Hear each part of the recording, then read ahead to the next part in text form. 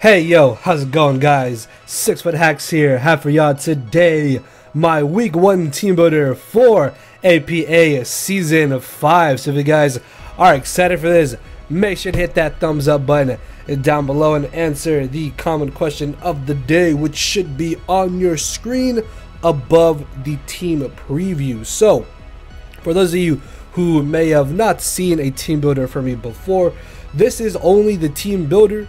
So I'm just going to be going over my team, my sets, and what I thought about this matchup and what I expect my opponent to bring, and talking about their threats and stuff like that. Basically, the actual battle itself will be going up on Saturday, tomorrow. So if you guys want to see the actual battle, that'll be up tomorrow. For right now, I will just be talking about my team and the sets that I brought to this match here.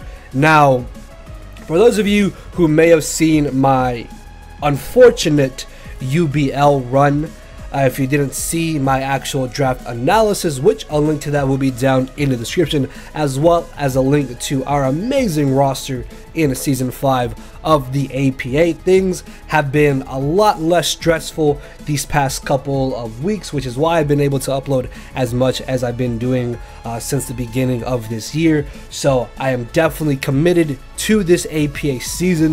Hopefully nothing insane happens and this season will go smoothly for us. We are the APA Season 3 champions, so hopefully we can win a Season 5 here, and this will be our first stepping stones. So we are facing Miticus, one of the commissioners of the APA, if I'm not mistaken. He is the coach of the Boston Beedrills, and he's got a pretty interesting squad here. So looking at the matchup, easily like 10 times more threatening than absolutely everything else is Mimikyu. Because of the ruling in the APA, any Pokemon can be a Z-move Mon, which means he could bring like Z-move Articuno if he wanted to, or even Z-move Alamomolo possibly. So realistically though, Mimikyuum Z Mimikyu with Swords Dance is the biggest threat to my team. That set alone could sweep me late game if I do not play correctly around it. So I am absolutely terrified of dealing with Mimikyu in this matchup. Like, Excelgor and Latios are also kind of scary. Excelgor just because it outspeeds the entirety of my team, and I really feel like Miticus is going to look at Excelgor and think, oh, it's super fast, it outspeeds everything, and with the proper coverage it can do damage. So I fully expect Excelgor to come very fast as a set. And then a bulky Roost Calm Mind Latios absolutely terrifies me, but neither of those two Mons are as scary as Mimikyu. Dragon Dance Gyarados, I can deal with that. Salazzle, I can deal with it. I don't expect it, but I can deal with it. Medicham, I can deal with it. But Mimikyu is legitimately the only scary, terrifying Mon that I feel like I need to worry about in this match. Defensively wise, Skarmory and Donphan are definitely coming. Spadef, bulky Donphan with the Salt Vest, Rindo Berry, or Papa Berry makes a lot of sense to deal with my Tapu Koko, and I firmly believe he needs physically defensive Skarmory to deal with my Gallade. Alamomolo also could come to this match just because it's one of his best answers to my Chandelure, because he does not have a single good Ghost Resist. Like, yeah, he has Mega Gyarados, but if it doesn't Mega, it's not taking a Shadow Ball regardless, and even if it does Mega, it's going to be taking entry hazards, and Chandelure is still going to be doing a solid chunk of damage to it. So I don't expect double water in this match, but definitely Alamomolo possibly, just because it can wish. Jolteon I think does have some merit to come to this game as well, because along with Jolteon and Donphan, those two Mons could potentially deal with my Tapu Koko. And then the Mons I don't really expect are Articuno and Salazzle, and I'm very iffy on whether or not he will actually want to bring Medicham, just because I have a lot of offense that outspeeds and pressures Medicham, so it could be more negative to him than beneficial to him. So with that out of the way, let's take a look at the first team member here that I will be bringing, and that is going to be Eddie, aka the Greninja, rocking a physically offensive set as opposed to a more specially offensive set, which is what Greninja tends to run. Honestly, the only real reason I have physically offensive Greninja is because of Latios. I realized that if Latios comes in and it Calm Minds for free, then I don't necessarily have too much that is going to be able to knock him out after 1 or 2 Calm Minds. So that's where physically offensive Greninja comes into play, because with this being physically offensive, I don't care if Latios is running Calm Mind, because Night Slash is going to be doing a solid chunk of damage to it, and then with the Darkinium Z, a Z Dark Night Slash is able to KO the Latios, which is great. Even U-Turn does about over 50% if he's only running max HP investment, which is amazing. U-Turn is also really nice for the Mimikyu, so I can break its disguise. Greninja also functions as my main way of being able to revenge kill Mimikyu, because the way that I'm going to play around Mimikyu in this match is that I need to break its disguise, get off some damage with whatever Mon I have in front of it, and sack it off to that Mimikyu. Then that way I can bring in Greninja and revenge kill him with Darkinium Z Night Slash, or just Night Slash in general. Now this is flawed, because if he does bring Spike's Skarmory, which I really feel is kind of iffy, I don't think he brings Spike's Skarmory, because something like Assault Vest Donphan could very easily be brought, but then again, he could be like Rindoberry or Papa Berry, so I guess he could bring Spike stacking. I don't know, but if I don't play my Greninja stupidly, basically, then I should always be able to revenge kill Mimikyu, even if it gets to +4 physical attack with Swords Dance. If it gets to +6, I'm just hitting the power button, basically. Like there's nothing I can do, but there's no way I'm going to allow Mimikyu to get more than 1 Swords Dance regardless, which it's only going to Sword Dance because of its disguise. So again, as long as I don't play stupidly with my Greninja, I should always be able to revenge kill the Mimikyu, and that's what I'm going to be trying to aim for with this set. The speed is enough for Salazzle. I know I said I don't expect Salazzle, but I would rather be safe than sorry against Salazzle. We have T-Spikes, because if he doesn't bring Salazzle, then I toxic so much of his team. Alomomola, Gyarados if it's Megad, Mimikyu, Donphan, Excelgor. Honestly, if I toxic Mimikyu in itself, it becomes infinitely easier for the rest of my team to deal with. But besides that, Scald is also kind of free against his team. His only real switch-ins are Gyarados and Alomomola, which both could be toxic if I get up T-Spikes, so they're taking the toxic damage and the like 2% from Scald, but regardless, that's still damage nonetheless. And then everything else I can Scald burn if I don't toxic them, so I really felt like Scald was a no drawback on this set. Also, I forgot to mention, shouts out to my front office homies for helping me build for my week 1 match here. Our next Mon is going to be a bulky pivot Tapu Koko running dual stab, U-turn, and roost. Now it may seem a little bit odd that I don't have something like Rindoberry or potentially Hidden Power Ice, but the main reason is that I don't think I actually even need either of those 2 moves, just because I have enough pressure on my team, and if I'm able to get up T-Spikes, then my Tapu Koko beats Donphan infinitely easier. Plus, if he has Rapid Spin on Donphan but not Defog on Skarmory, then he's forced to bring in Donphan after I get up a layer of T-Spikes, which means I'm going to poison it as it comes in. And even if he Rapid Spins, that Donphan is still poisoned. It's losing 12% every single turn, making it so much easier for my Tapu Koko to beat it 1v1. T-Spikes also help to deal with a potentially bulky Wish Jolteon that may be brought to deal with my Tapu Koko as well. So I really felt like I didn't need any type of super effective coverage on Tapu Koko when Dual Stab basically hits everything for neutral or super effective damage, and in electric terrain, T-Bolt is smacking everything that is not Donphan or the Jolteon or Latios as well.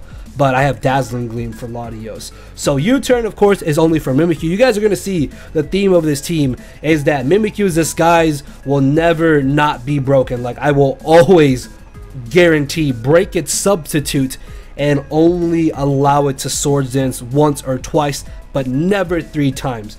There is no way Mimikyu should ever Swords Dance 3 times on this team here. And much like Greninja, we are running enough speed for the Salazzle, and then we just have a nice bit of HP investment to try and help Koko pivot into things like Latios, Alomomola, Medicham, Jolteon, Gyarados, as well as Skarmory, and potentially the Articuno if it wants to come. And Shuckle Berry is just there only for the Donphan, as well as maybe an Earthquaking Latios, but mostly Donphan, but it's still nice to have a little bit of a backup for Latios if he does have Earthquake on it. So our next team member is going to be a mixed defensive Swampert running Ribombee. This most likely 9 times out of 10 is going to be my lead, just because I can guarantee get up rocks turn 1, and then from there I can start being aggressive and applying offensive pressure, or try to bring in my Greninja to get up T-Spikes, because if I have rocks and T-Spikes up, then that's going to make this matchup better, and that is definitely something I do want to do in this battle. So mixed defensive is just nice because this helps us deal with things like Energy Ball, Excelgor, Hidden Power, Grass, Jolteon, and Salazzle respectively, which we are able to scald every single one of them for a decent amount of damage. Yeah, Earthquake would be nice, but unfortunately I really couldn't fit Earthquake on this set. Like, I really felt that I needed Toxic for at least Alomomola, because as you're going to see from this team, Alomomola is probably the biggest nuisance defensively wise that my team has to deal with. So if I'm able to at least Toxic it with my Swampert, then that way it won't be able to stay in consistently, and I will always be able to get off some type of passive consistent damage on it, which is going to make it a whole lot easier to deal with. And then Roar is just there for any type of setup mons that he does want to bring. So yeah, really hoping Swampert can at least get up rocks and potentially Toxic the Alomomola, which again I expect Alomomola over Mega Gyarados in this matchup if I had to pick one. So our next team member is going to be physically defensive Tangrowth. This is amazing because this basically just shuts down Dragon Dance Mega Gyarados, and this most likely is my main switch in to Swords Dance Mimikyu. Now the thing about Mimikyu in this match is that because of speed tiers, not only can it run in Adamant Nature, but it can very easily run max HP as well. So that means that Mimikyu is going to have very solid bulk, which is why Rocky Helmet is amazing. If I'm able to get up rocks with Rocky Helmet, I guarantee put Mimikyu in range of where my Greninja can come in and revenge kill him with a Darkinium Z Night Slash, which could be very, very crucial. Energy Ball over something like Giga Drain, just because that extra little bit of damage is crucial to pressure his team. And then if I am able to get up T-Spikes, then my Tangrowth could potentially beat Mimikyu 1v1. The only issue though is that Adamant Max Attack Mimikyu at +2 with the Mimikyuium Z could potentially OHKO my Tangrowth if it gets a very high damage roll. Otherwise, my Tangrowth could beat it 1v1, and that is actually why I have Protect. I really hope that Miticus may think I don't have the Protect, so if I can Protect on his Z move, then after I take the Z move, the following turn, I can still live a +2 Adamant hit, which means he's going to be taking Rocky Helmet damage as well as Energy Ball damage and even potentially Toxic Spikes damage, which means that my Tangrowth could very well beat Mimikyu 1v1, which would be absolutely amazing. So outside of those scenarios, Leech Seed is basically free against his entire team. He does not have a single grass type whatsoever, so I can pretty much Leech Seed everything, and then Knockoff is just kind of there to get rid of items, and that's really it. So I'm hoping that this Tangrowth can definitely put in a lot of work here in week 1. So our next team member is going to be Choice Scarf, Modest Ribombee, running enough speed to outspeed a +1 speed Mega Gyarados. Honestly, I don't really need to run more speed than this, because if you look at his mons that are faster than my Ribombee with this EV spread, none of them make sense to be brought Choice Scarf. Latios Choice Scarf doesn't make sense because I have double dark types and double fairy types. Scarf Salazzle makes little to no sense either because I have a Swampert, I have a Chandelure, I have a Skuntank, as well as a Lickilicky, and even Gallade is able to take any Scarf hit from Salazzle. Scarfed Excelgor just sounds really dumb. I don't know why you would ever consider that. Sounds really dumb, honestly. The more they think, yeah, there's no way you would ever bring Scarf Excelgor. And then Scarf Ribombee would just be a throw because Swords and Z move already is just so good against me. So I figured all the speed that I really needed was just for Mega Gyarados, and then we have max special attack with Modest Nature so we can do as much damage as possible. Moonblast is very, very free once we get rid of the Skarmory, and I guess potentially the Salazzle if he honestly brings it.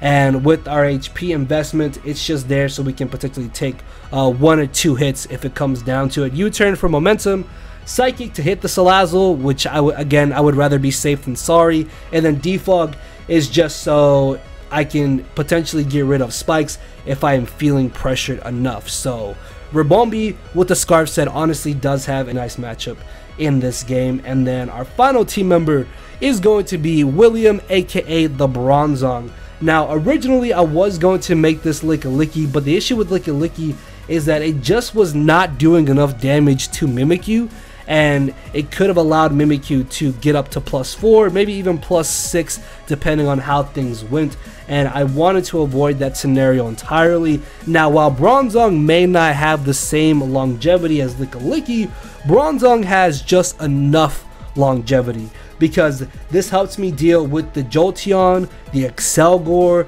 the Latios, as well as the Mimikyu and even the Articuno, which I really don't expect Articuno to. Like, Articuno has such a bad matchup in this game, so I don't know why he would bring it. But Bronzong is able to at least take potentially 2 or 3 hits from all of those mons, and then in return damage them or knock them out, and it will also be able to guarantee break the sub of Mimikyu if it feels like Swords Dancing in my face. Mixed defensive made a lot of sense because with the Castleberry, if it comes down to it, I can deal with a Shadow Ball Latios, and if I don't have to deal with that, then with my 100 defense investments and the Castleberry, I can tank a +2 Shadow Claw and hopefully knock out the Mimikyu with a Gyro Ball. Grass Knot is really only there for his water types in Mega Gyarados and Alomomola.